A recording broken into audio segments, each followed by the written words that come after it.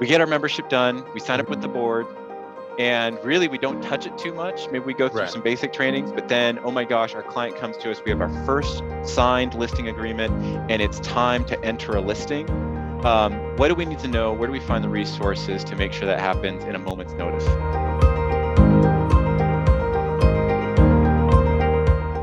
Oh, okay, that's really easy. So whenever it's time to get that new listing, the first thing you want to do is you do want to access the system. So we're going to start by going to your association's website. So whatever association you're with, I'll start with PSAR. So if I'm with PSAR, NSDCAR, you go to the website and you have the CRMLS Paragon login. Just make sure you're logging into the correct system. We do have Matrix available or Paragon. So once you log into the Paragon system using the exact same ID and password that you were given, it will then drop you off at your dashboard here. Okay.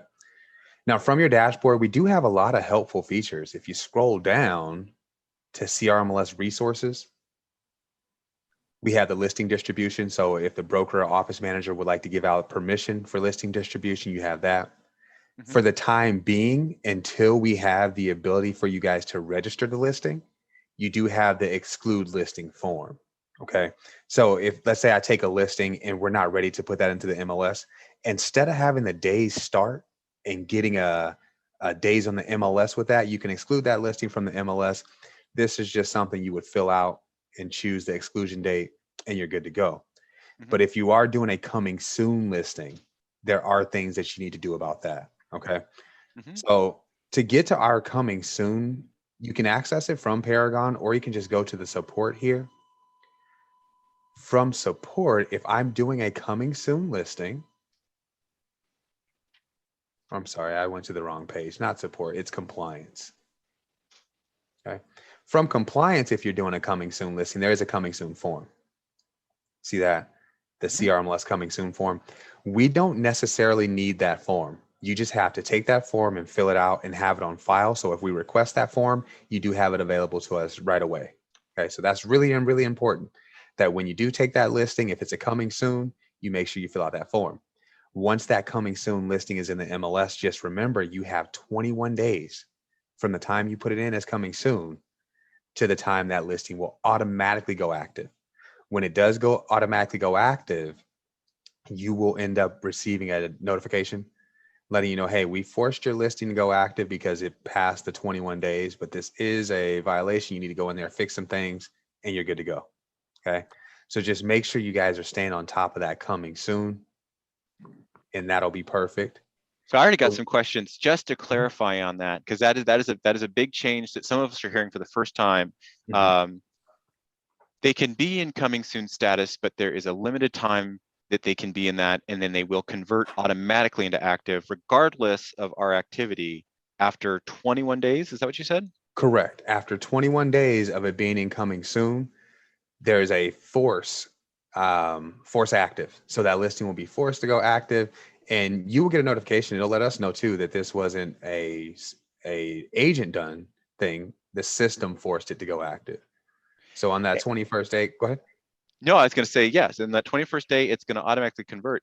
Now, just so, because we are in compliance here, what are we allowed and not allowed to do during the time it's in that coming soon status?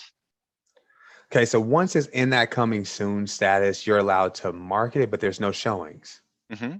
So I can put up a sign that says coming soon. I can market it throughout my brokerage. So I can tell everybody with Keller Williams, hey, look, we have this listing that's going to go out, blah, blah, blah, and perfectly fine. But you cannot show that listing. The minute you start showing that listing, then the marketing starts and then the days will start. Okay. Okay. So that's, yeah, it makes total sense. And you're an expert on this. But it is something, it's tricky with all the changes, making sure knowing what we're allowed to do, not allowed to do. Now, once it's in that coming soon status, you can market it, but you can't give showings of the property. You can't give exclusive showings. You have to deal with or abide by the what's the right word? Go ahead. You got the word I'm looking for? It starts with an R and I can't pronounce it. The reciprocity? That's it. Thank you. Yeah. Yes, as long as you abide by that, you're perfectly fine. And if you guys ever run into an issue from our website, crmls.org, at the very bottom, I don't know if you've seen this, but we have the knowledge base. That knowledge base is one of the most helpful tools that we do have.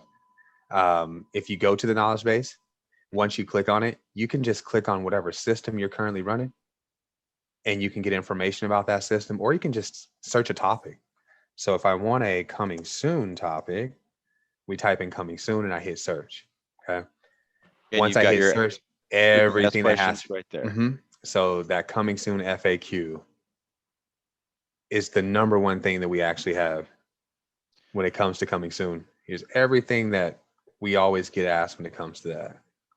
Now, here's the thing that we run into questions on all the time, and new and experienced agents alike is haven't taken a listing in a while. Sometimes you get someone who used to carry a lot of listings, but we've had a crazy inventory shortage. We've gone a while without listings. We go back to do it. We've completely forgotten the listing entry process. I was wondering if you could give us just a sample of those resources. I'm sure in this section there is input or frequently asked questions and help on that. Are you able to demo a listing entry? Of course, yeah. So what you would start with is once you go into Paragon, okay, so we clicked into Paragon. The first thing I would do if I'm entering a listing is I would go to MLS documents at the very top. That is one of the easiest ways to access our input forms. You can access them from our site as well, but if you're already in Paragon and you're about to enter a listing, right here you have the CRMLS listing input forms. What you want to do is take the one that you're going to enter. So I want to enter a residential listing. And then I would print this out. Now, this isn't something you have to do. I just think it's a really helpful tool. And you know what? Just to make everything move faster, I'm going to turn my camera off. I apologize. There we go. No problem. So this isn't something you have to do, but I think it's a great idea, especially if you haven't done it in a while. This is every single field from the listing input form in the exact same order that you would enter it in Paragon. Everything with a star next to it lets you know that it's a required field. If it has a double asterisk, then that's just letting you know that it can generate another field to become required. So if I put in something, this field may require another field to become required, which I'll actually go through as we input the listing. But you just go through here, you fill it out. Once you filled out everything with your client, then you're ready to go. Another helpful tool for those who haven't input in a while is go into training documents here. Right here in training documents, we have the Paragon field descriptions. So if you run into a field that you haven't seen before, or you don't know exactly what that field is, go to the field descriptions. And the only difference here about the field descriptions is they're not in the same order as you enter them. They're in alphabetical order. So you will have to scroll down to the particular field that you want. Like, for example, one that isn't typically used by everyone is the NMR report. Do you want to have your listing on the NMR report? So let's scroll down to that. And just to give you guys a little tip, this isn't really a Paragon thing. It's just a Windows thing. If you hit Control F, it's Control Find. You can type in what you're looking for. So I type in NMR, see that top right-hand corner? Yeah. And there it is. Neighborhood market seller participant, yes or no? I get this as a question all the time. Hey, Ricky, what is that? Should I say yes or no? It's kind of like IDX. It's like saying yes or no to IDX. In the matrix system, agents are allowed to create a neighborhood market report. And you're basically saying, yes, I want my listing to be seen on that market report, or no. Am I going to allow other agents to market my listing? Yes or no. That's the easiest way to explain it. Am I going to allow other agents to market my listing using a report created by the MLS? If you say no, then your listing won't be able to be added to that report. It gives the listing agent the control. But here's the other thing that you just created a whole new world of problems for us. Because we've never seen an NMR report. Or is there a way for us to show us how agents are using it so we can actually possibly use it ourselves and know what we're saying yes to or no to?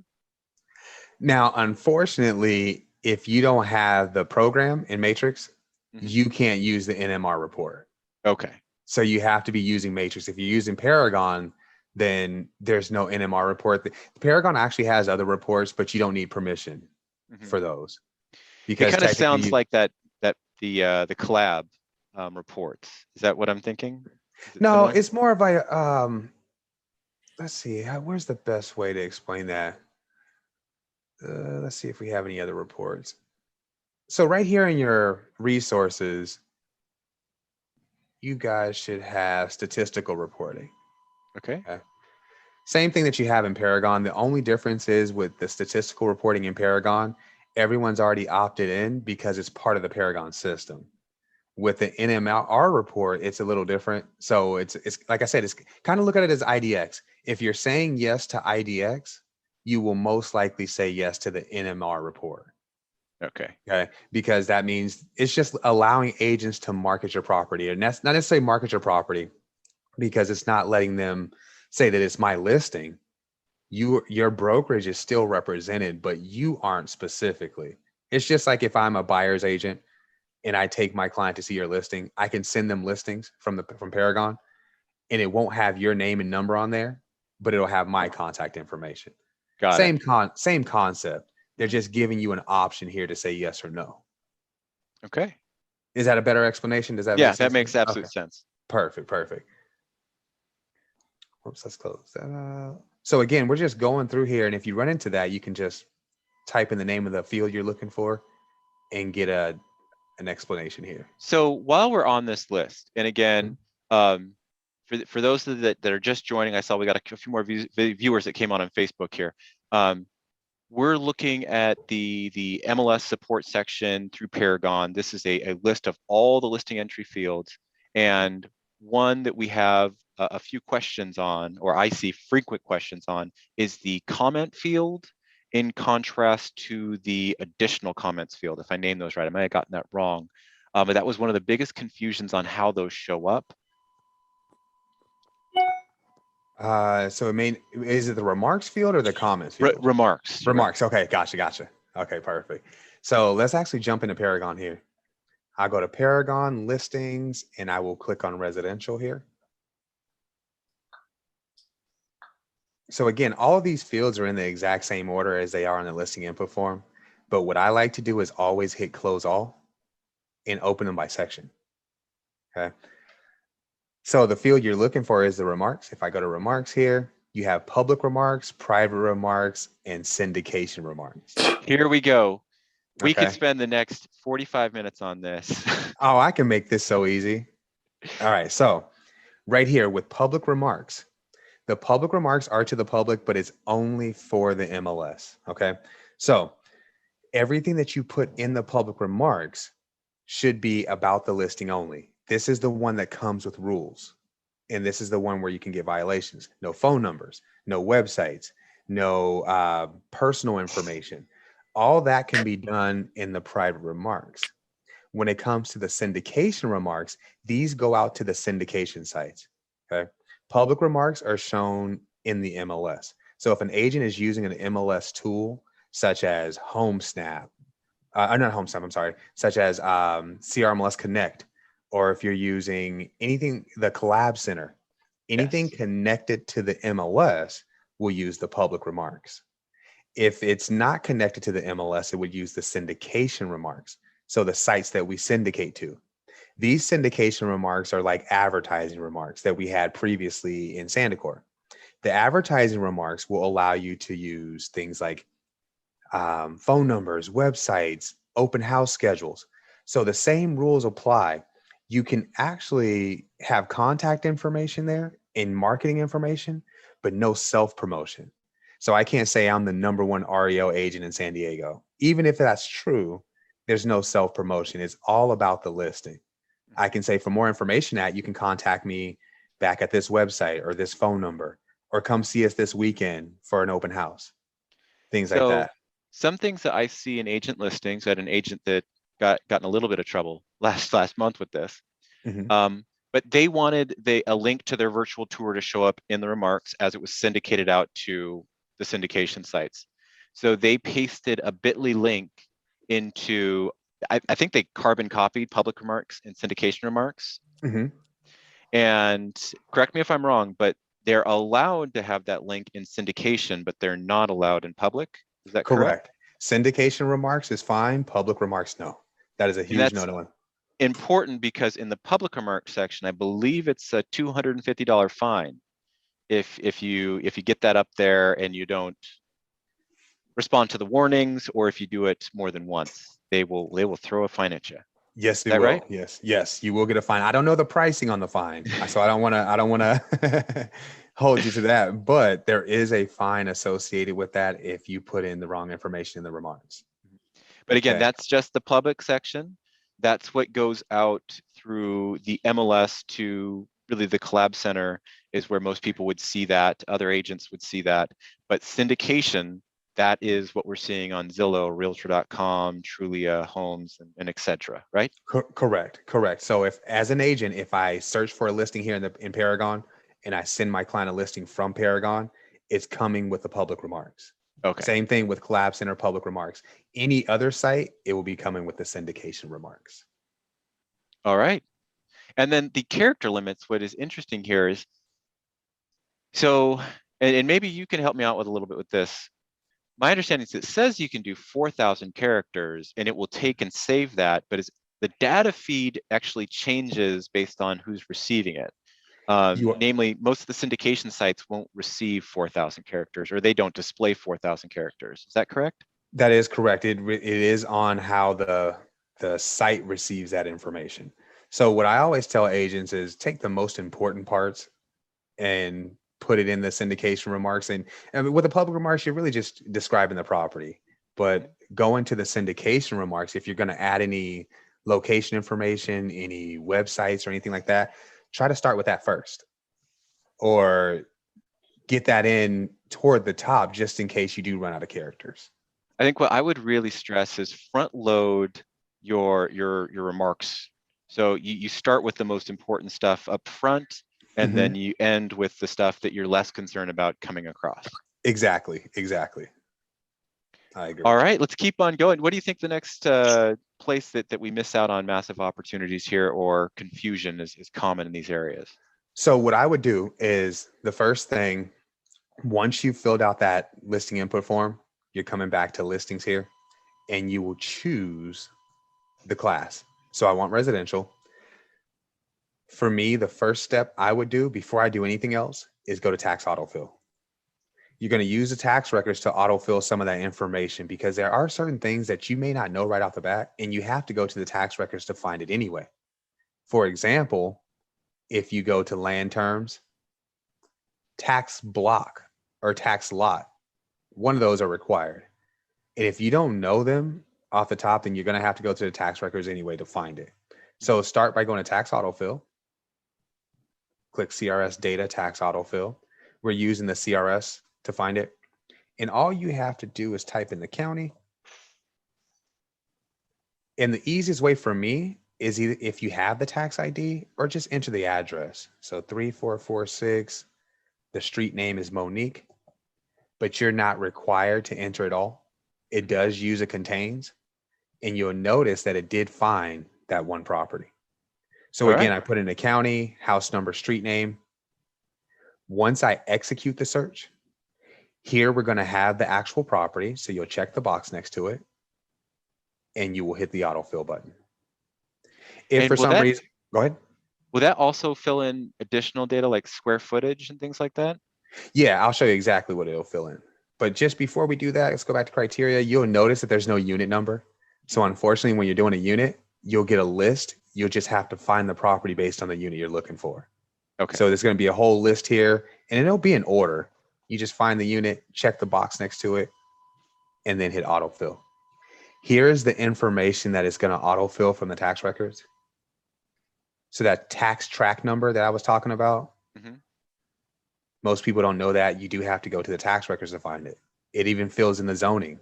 Lets me know this is zoned for farm, residential, and single family. Okay. Once I hit save, everything that was auto-filled is highlighted in green just to let me know it was auto-filled in the system. Okay. So units and community is another one that I get often. It's always going to be 0. Unless you know there's a building with 250 units, then you would put the number of units. But for single family properties, it's always going to be 0. All right. Another tip I got for you guys is if you're entering a residential income listing. So if I'm entering residential income, on residential income, whoops, I did search, sorry about that. On residential income, tax block is going to be required. So if we're looking at land terms again, tax block and lot number, these two are required. The way you get that is just go to the tax records, because I don't think it will be auto-filled. But here from the tax records, sorry about that, I just wanted to close some things out. When you pull up the property from the tax records, that block is in the APN. So if you already know the APN, you know the block number. The first three would be the book number. The next three would be the page. The next two is the lot. Last two would be the unit if there was a unit. So the lot number I'm looking for is 17 for this property. Another way you can do that is, a lot of agents don't know you do have a assessor map here. Move your mouse over the settings wheel and click on assessor map. And you will see that lot on the assessor map as well. There's that 14. All right, we 17 just is got what to I'm looking stop for. right there. I think What? you win the award for the best MLS photo. I Oh, gotta yeah. acknowledge that. That is awesome. Thank you. Yeah, that's my agent photo. I'm gonna go out and I'm gonna change mine to Mace. Yeah. Nice. All right. So is there anything else you want to touch on that? Because I got a couple more questions that came in. Oh yeah, go ahead. That was it really. As we scroll down also, if you're looking at the tax records, here's the lot information. So there's more information that you guys will see right here. And this is a lot of the stuff that we never think about, and when it comes time to find it, we have no idea. And this is where you find it. And CRS has always been kind of the staple for a lot of this information. Correct. Yes. So before we move past listing entry, I know we went really quick. It's the MLS documents in the upper right there is a great place to start. You can identify all the listing entry fields through the input forms and the training documents. The input forms gives you a printable list. It walks you through every field ahead of time. It's a good checklist, because if you have everything there, you know you can enter it seamlessly. And the training documents is where we found an example of everything. So if we ever had a question, a quickly searchable PDF that will tell us a description of every single field as well. Yes. You also highlighted the CMRL or CRS connection within the listing, as well as we can go there and understand exactly what the APN. So Correct. A lot there. Now let's move on to the other thing that is very popular right now, is helping people get some sort of approximation of what their house may be worth now. So I wanted to just task you with giving us a brief summary of CMA tools through our PSAR relationship. Or is that too much to ask? Oh, no, that's not too much to ask. All right. I can give you an overview of each, because you do have a ton of them. Yes. One that I like is the Cloud CMA. So if I had to choose, to me, I just like the presentation the best. And there's so much more that you can do with Cloud CMA other than just creating a CMA. Cloud CMA I think Go ahead. This is an underutilized tool. So I'd love for you to give us kind of a 20-minute introduction to this, or we'll see how many questions come up. Of course, yeah. With Cloud CMA, once I click on it, it's going to take you automatically in. But for your very first time, it won't take you there. Your very first time, it will take you to a registration page. You just say yes. You hit purchase. Once you hit purchase, the system will let you know it's free for you, since you're a CRMLS member. Once you've done that, it will take you to your dashboard, and you just access Cloud CMA. The important part is when you're setting up Cloud CMA under the account settings here, you make sure you put in your correct credentials.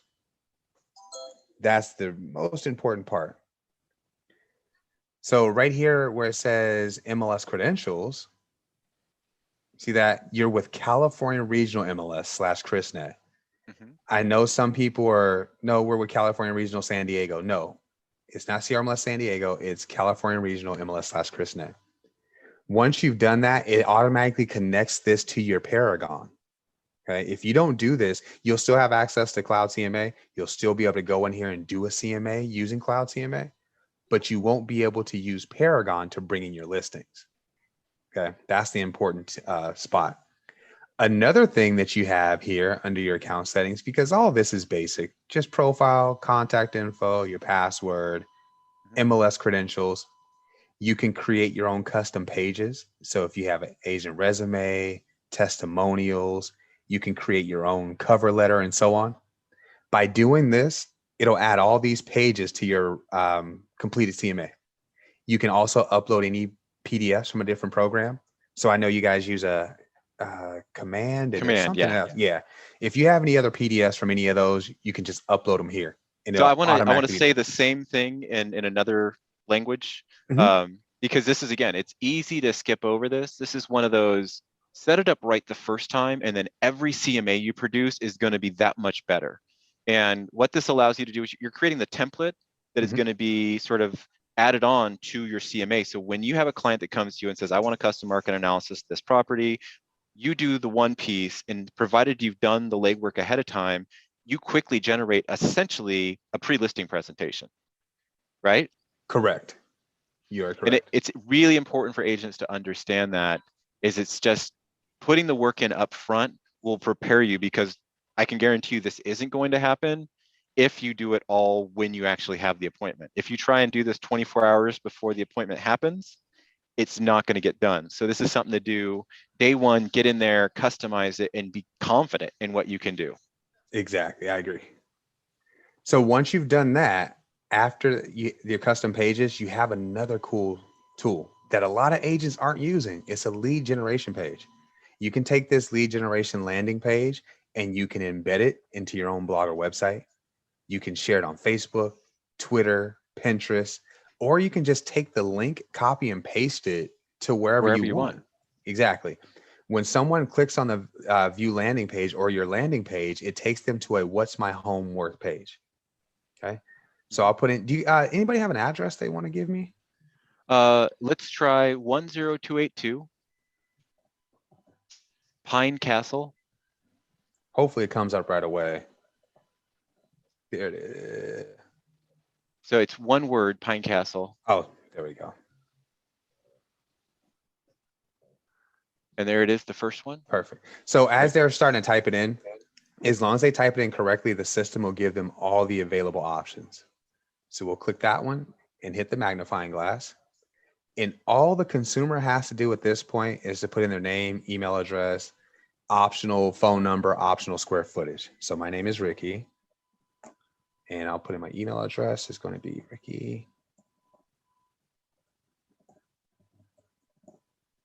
RickyCRMLS@gmail.com. And I'll say, email me my report.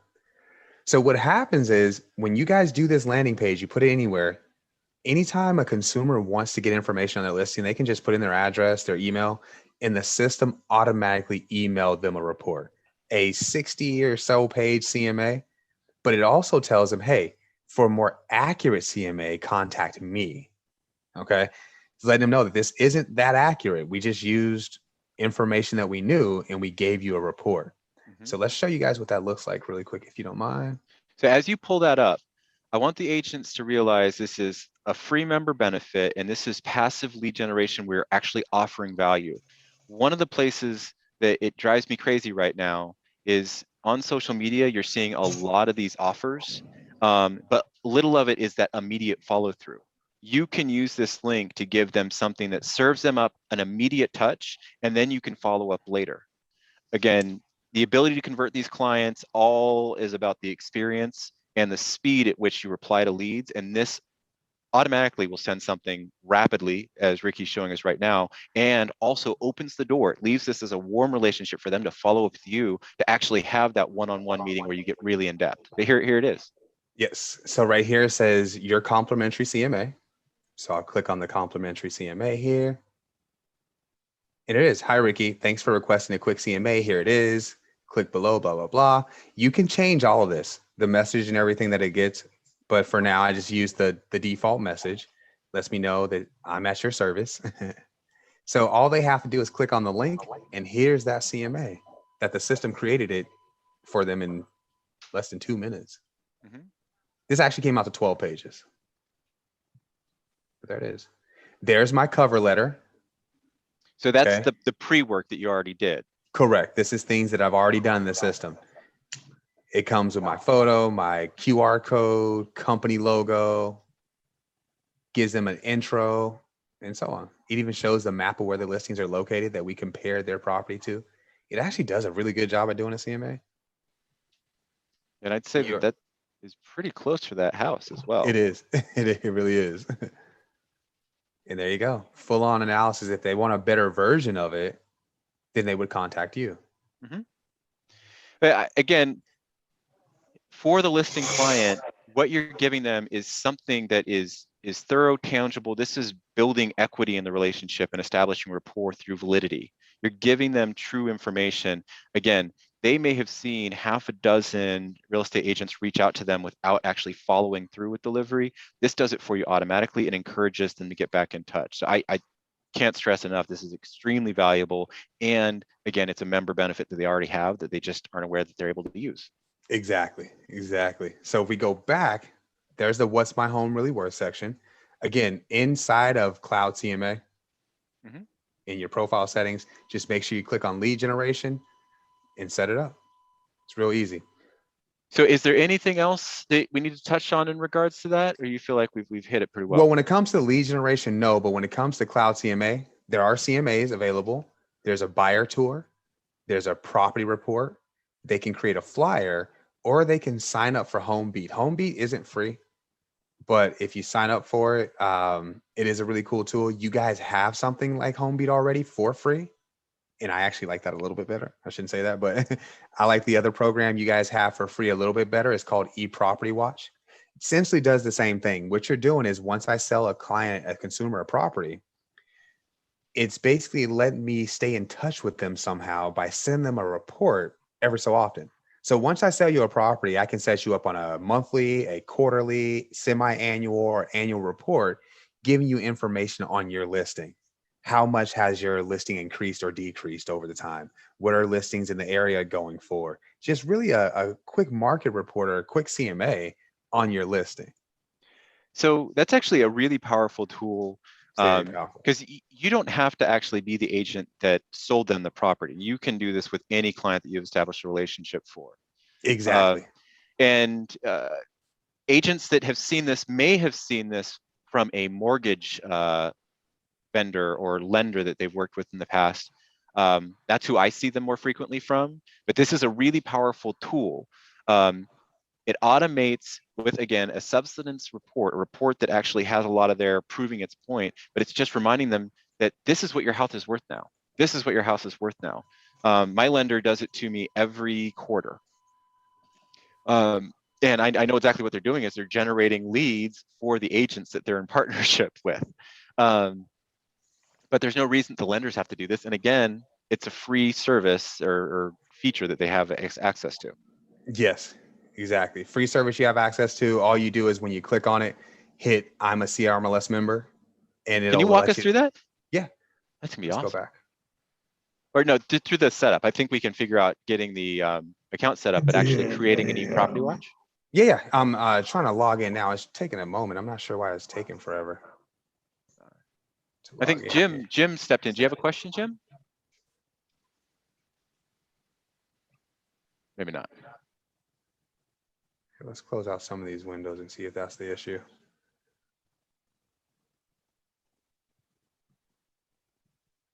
But again, while we're waiting for that, can you just simply click on eProperty Watch? And then it won't say free trial sign up. I'm already in there, so it's not. Oh, there it is. Free for CRMLS member, sign up now. All you guys do is click on that. Once you click on that, sign up, you'll log in with your ID and password. Let's try this. Let's just close it out. And I'll log in again.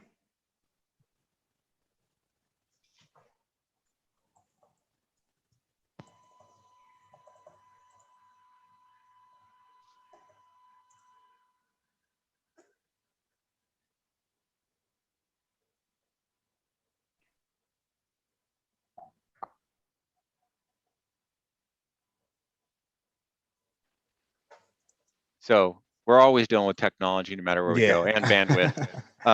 So I don't want to hold this up. So we can let that load for a second. Yeah, we'll let that go. But we're always dealing with technology, no matter where we go, and bandwidth. Someone's listening to. Oh, that's Dave. So we can let that load for a second. Okay, I'm going to mute him because we're getting some feedback. Okay, so the other aspect that I think is really interesting, it's not, maybe you use it, maybe you don't right now, but the reverse prospecting is a feature in the MLS that I didn't realize was there until 2 or 3 years in, which I thought was really valuable for listings that weren't moving. Are you familiar with that feature at all? Yeah, of course. Mm-hmm. I would just have to sign into another agent's account to demonstrate it. Oh, you don't have any listings in there. Correct. So that's something I could talk to the agents about, and it's not in high demand right now. But in regards to features like that, where agents can spend years utilizing it. So right there, just so you see it, don't need to go into it right now. But I was going to ask you, because you probably see this far more than I do. What do you think are the unseen nooks and crannies of the MLS that when agents see it, they wish they knew years beforehand? That's one of them. E-Property Watch is another one, if I could show it to you. But if I had to look at each one of these, there's little things like listing cards. I know it seems simple, but when you're looking for a client or a consumer, some agents like the hands-on approach. They like to look themselves and hand-pick properties. Instead of setting your client up on a search, you can hand-pick properties and put them into a listing card for the client, even a listing card for yourself. So that's one of the little tools that a lot of people don't really utilize. And once they find out about it, they like it. This is also a way that you do agent recommended on the Collab Center. So when I'm setting up a client on the Collab Center and I wanted to send them properties, listing cards is one way. When it comes to listings, a lot of agents don't know you have all your lockbox information here. When you input a listing, it's best that you connect your lockbox from Paragon. Okay. When you're inputting a listing, it'll say Central Lockbox Availability. Just click the drop down and select the proper lockbox based on your serial number. That automatically connects the box to your listing here in Paragon. And you can click here and see all your showing activity, your card status. So who's been into the box, who hasn't, things like that. So that's another one I think that's really cool for you guys. So what I'm going to do is go through each little tab and try to find something I think is really helpful for each. Okay. If that's okay. Yeah. Now, after listing input CMA, that's just the Paragon CMA. I recommend you guys use Cloud if you can. Contacts, we just talked about the reverse prospecting. Okay, that is going to let you know how many searches match your property. Okay? Yeah. Now, if a listing agent inputs their listing, once they input the listing, it automatically activates reverse prospecting. But the buyer's agent, when they're inputting their contact, they have to say yes to reverse prospecting. Once they say yes to reverse prospecting, that will allow you to see the listings. And let's see, sorry about that. Everything's running slow today. There we go. So it says use reverse prospecting. It's important for you guys when you use reverse prospecting to make up an alias, a nickname that I can recognize, but other agents will not. Because when I click on reverse prospecting as the listing agent, I will be able to see all the buyer's agents whose client search matches my property. The only thing I'll see about that client is the alias. If it doesn't have an alias, it's very rare that the listing agent will contact you because they don't know how to reference your client. I don't want to play a game of how many clients do you have? Which clients are looking for this property and things like that. So if you do plan on using it, make sure you guys give them an alias so I can recognize which client that is. Financials would just be your mortgage calculators. I'm pretty sure you guys use a title company or a title company's app. These are really good. The only downside to them is that you can't email them. You have to print them only. Okay, so they're print only. So there's no opportunity to kind of display that on a web page like we could do with the my home value that we're looking at with CMA. Cloud CMA gives you that option, but yeah, through the financials, no mortgage calculator tool. Yeah, actually, you do have a mortgage calculator tool. That's a really good one, but it's through the app. It's through either Home Snap or through MLS Touch. Okay, so any one of those apps. Membership is boring. You can ignore that. Resources. There are a few resources here that a lot of people don't use. Under CRMLS Marketplace, these are all the different products that we give you either for free or they come at a discount. One that is free would be In-Stock Social. In-Stock Social is free social media posting. Anytime you have a new listing on the MLS, it'll automatically post that information on your social media. You also have list reports. List reports are free for you guys too. It's just a different way for you guys to give out reports to your clients. And whenever you get a time or chance, just go into list reports, sign up for your free account, and just use it whenever you have the opportunity. It's not something you have to learn or go through racking your brain about. It's really just different type of listing reports. I think that's a good one. For you renters, Rent Spree. So any of you guys that are dealing with leases, Rent Spree is actually going to be added to Paragon. I can't really tell you when, but Rent Spree is going to be added to Paragon. So when you do have someone, the renter contracts will already be in the system. You'll just be able to click on a button and fill out that renter contract and all that good stuff. So if you want to start using Rent Spree right now to get used to it, go ahead and sign up for your free Rent Spree account right there. Did you have a question? I was noticing the rate plugin over there as well. Is that a free membership? Yes, you guys have always had Rate Plug ever since Standard for free. It is a paid product for the lender, but for the agent, it is free. So any agent that is with CRMLS, you do have Rate Plug. You just sign up for that. Your lender can create marketing materials for you. You can advertise your lender's rates. It's a really cool product.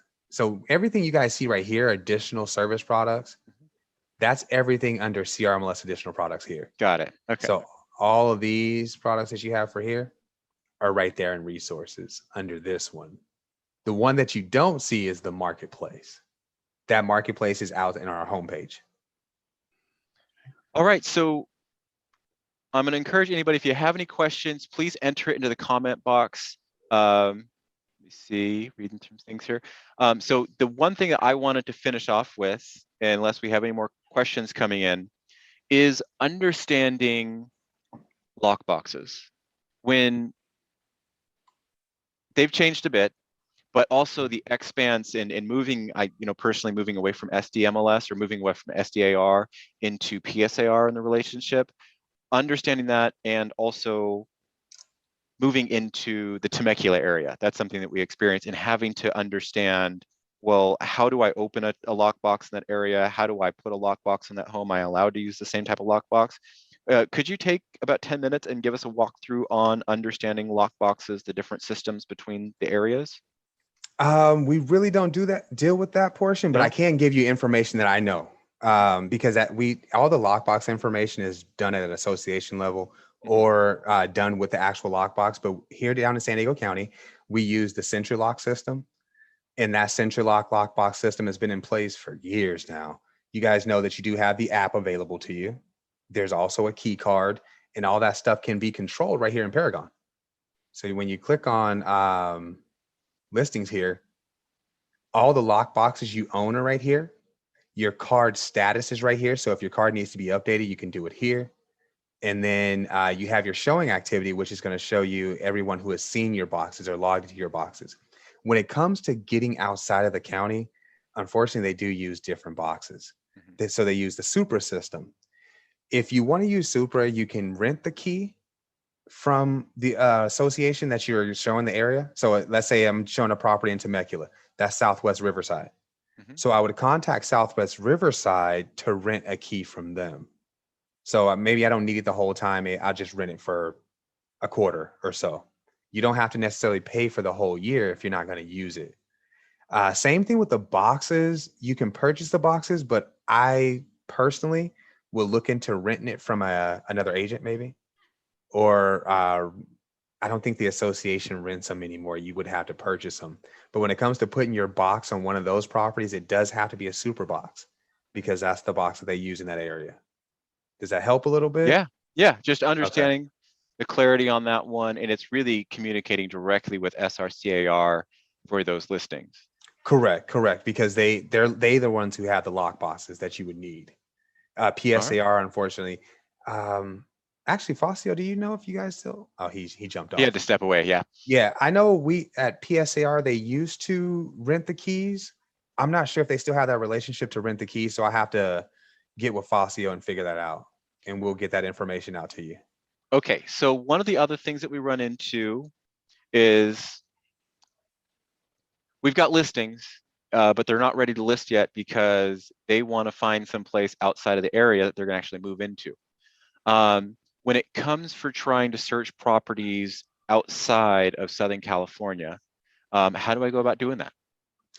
Outside of California, period, or just Southern California? Southern California. If I'm looking Oh, in okay. Northern California, what are my options as a licensed California real estate agent to start my buyer search in San Jose? All you have to do is if so, the first thing I would do is probably look at the coverage area to make sure we cover that area. But if we don't, or if we do, you can just type in San Jose under city. Mm-hmm. And it looks like we do cover most of it, but we have 591 active listings. So what that tells me is we probably don't cover the whole area, but we do have agents who are part of that. And I think San Jose is MLS listings. So if you want to see all of MLS listings, San Jose, Mm-hmm. you would actually have to go to your resources and click on MLS listings here. And once you click on MLS listings, it'll take you into their program and you have full access to all their data, just like we do with SDMLS. So I can click on SDMLS and I can see everything in SDMLS, but it's not their system that you're using, or our system, sorry. You're using their system to find those listings. So in my experience, this is a little tricky because this is some advanced work that they're doing, but I think it's really important. It's one of those little spots through the Paragon system that we overlook, is that reciprocal access. Yes. Again, in my experience, I generally know the C-Law system. That's the more northern portion of LA, and that's what I've had to utilize. You know what? I'm sorry, I didn't mean to cut you off, but with Claw, you don't have to do that anymore. Yeah. All of Claw's data is in our system. We actually have a partnership with Claw now. So all of their data is in our system. You wouldn't have to. You don't have to jump out anymore. No.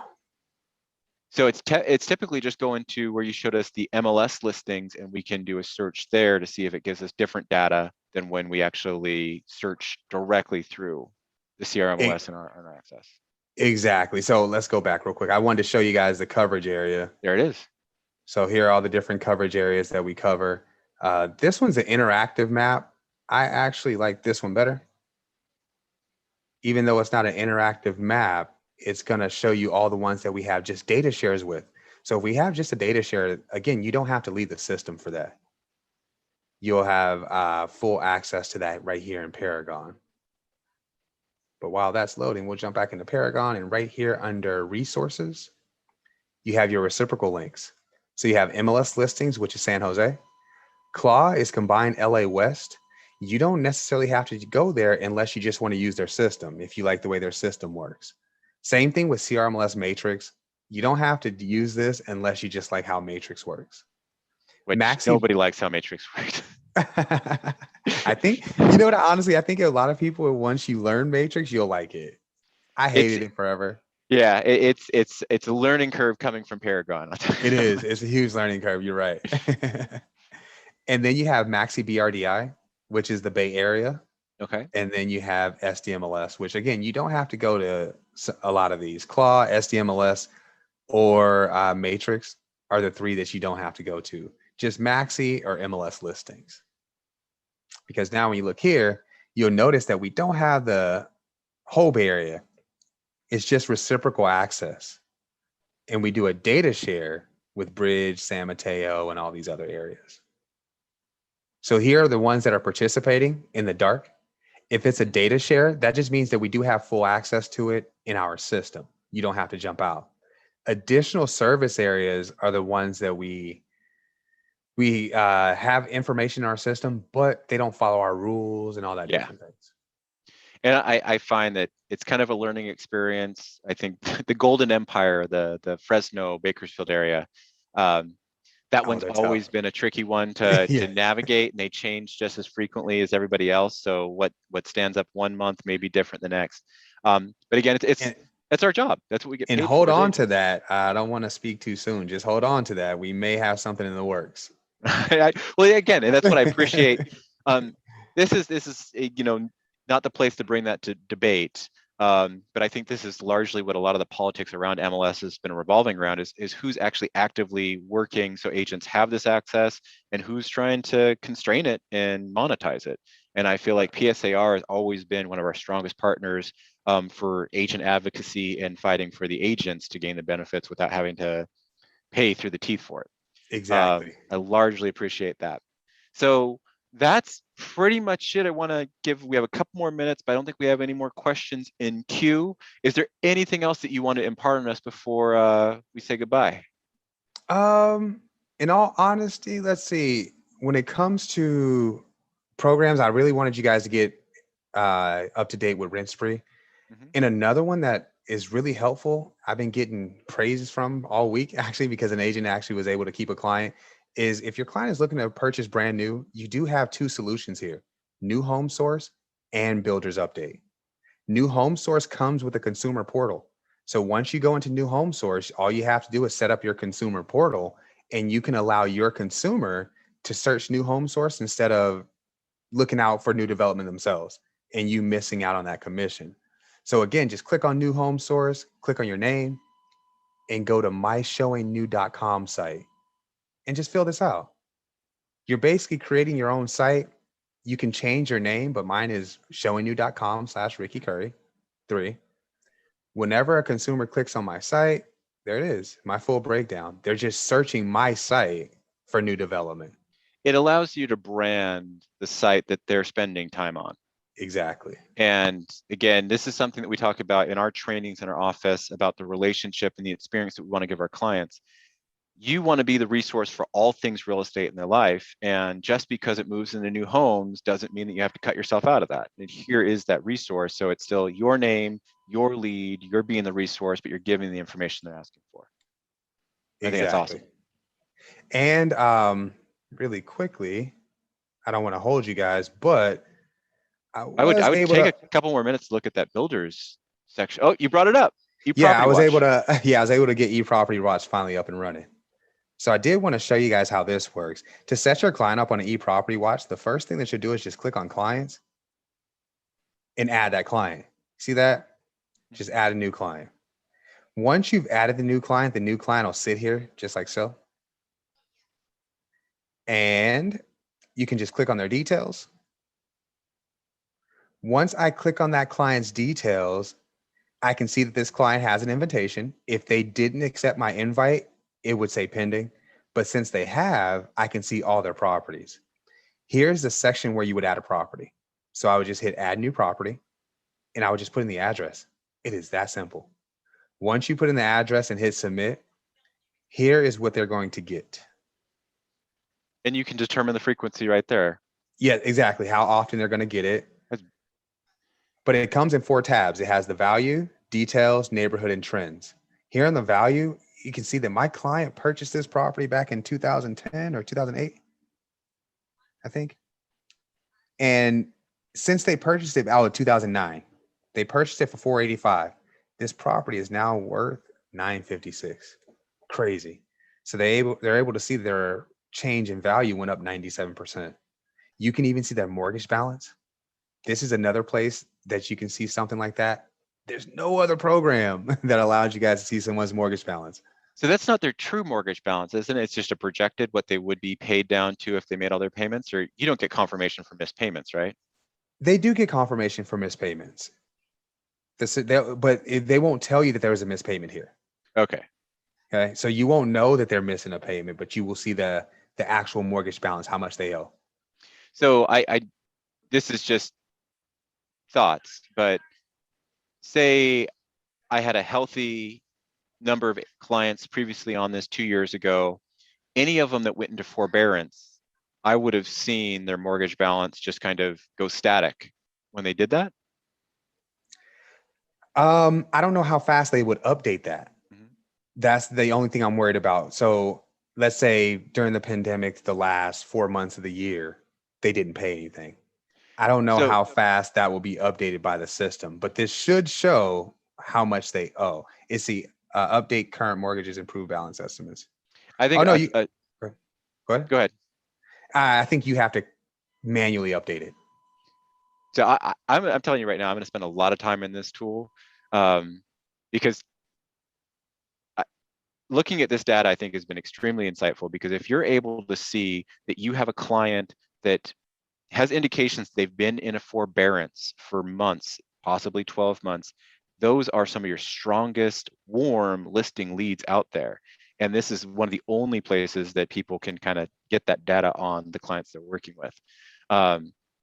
I think that's extremely valuable. The other aspect is that if you put your client into this as a drip immediately after closing, this is how you can line up your long-term pipelines. Agents need to understand that people tend to move every 10 years, and actually market data is showing that's getting shorter. People are actually moving more frequently, and having this constant drip just ensures that you're giving them relevant information that keeps you top of mind as the person that sold them a house and will help them buy their next with just this free service.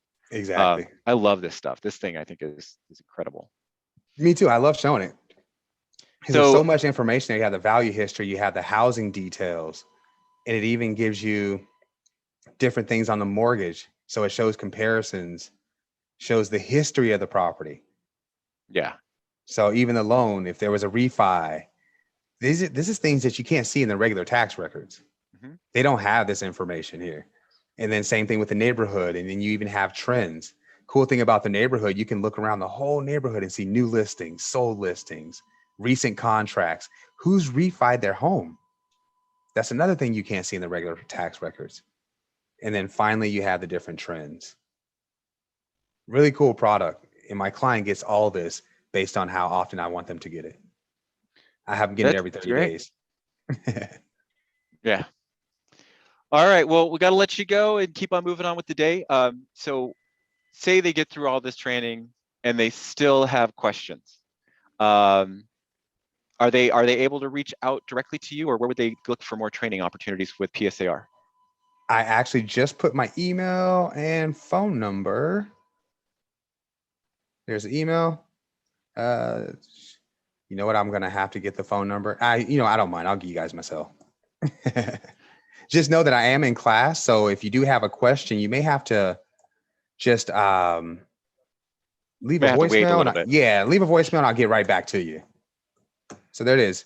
You have my email address and you have my cell phone number in the chat. So if you guys run into an issue, you can just shoot me an email.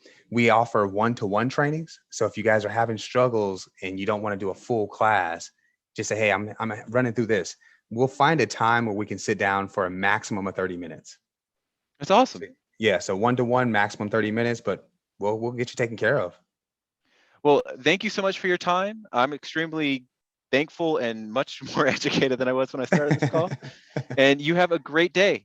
Thank you. You guys too. Have a good one. I appreciate it. Bye-bye. All right. See you.